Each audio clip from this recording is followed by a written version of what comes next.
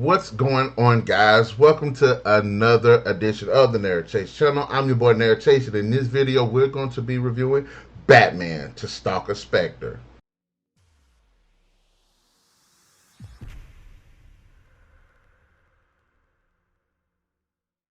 Gotham City faces a dire threat as the notorious drug lord Garcia is captured. However, the situation escalates when Garcia's allies, along with a super assassin known as the Specter, threaten the city. The people of Gotham are held hostage, and Batman must devise a bold plan to save them while making himself the target of the Specter.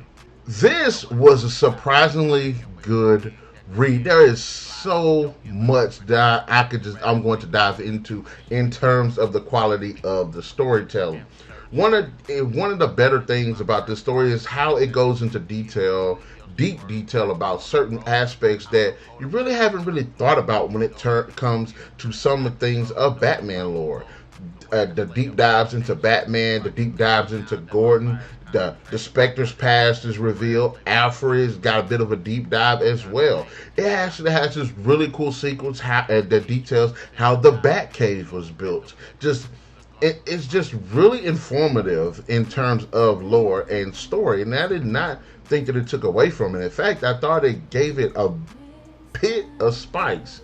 I like the fact that this one comes off a bit more of a mystery. So Batman is doing a lot of detective work, and I like that. And I like that the Spectre is a bit different from a lot of Batman's rogues galleries because he literally uses terroristic type tactics, and he's killing a lot of people in this story. It's definitely he definitely had his foot on Batman's neck in terms of pressuring him, because I think it's a really good story. I like the fact that it's that violent, that we have a character that's like this. It's a human person. He's not a supervillain. He doesn't have powers. He just has his skills and just the know-how of not giving a damn.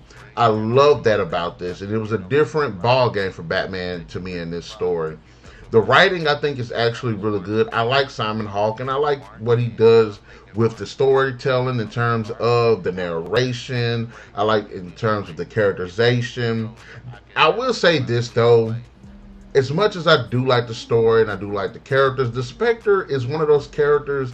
It's cool because he's such a standout character, but at the same time, he's not memorable. There's not a lot going with him.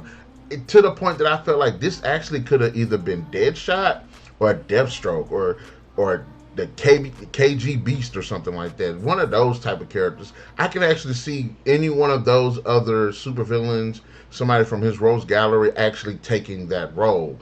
But I will say that the Spectre did leave an impression, especially with all the stuff that he was doing. Because, like I said, he did a lot of damage in a little amount of time. I do like that this also references the Year One events as well, so it does have a bit of canon to it. If you're looking for a lot of action, there's not a lot of action in this story either. But really, the only two issues I could say again is if you take any more of the assassin characters that Batman has actually had to deal with, the Spectre could have easily been swapped out for one of them.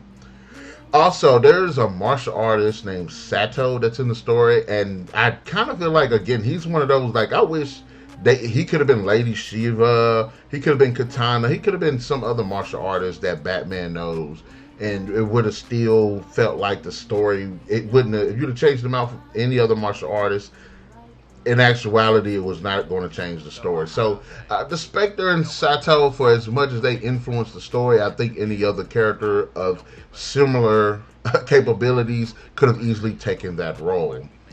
But outside of that, I thought this was actually a really good story. I like how Batman had to question himself because of how the Spectre was doing what he was doing, because he's terrorizing people, he's setting up explosives and stuff. So I like how it weighed heavy on him. In fact, it had that same feeling and theme that was like in how the Joker came and was putting his foot on Batman's neck in The Dark Knight.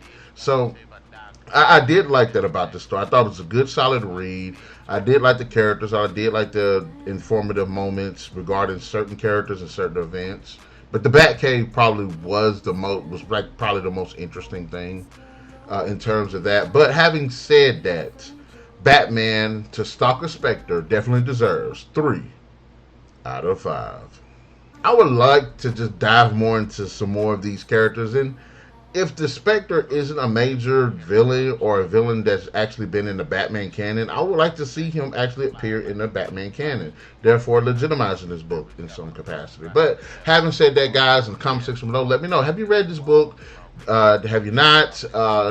Did you like it? Did you not like it? What did you think of the Spectre?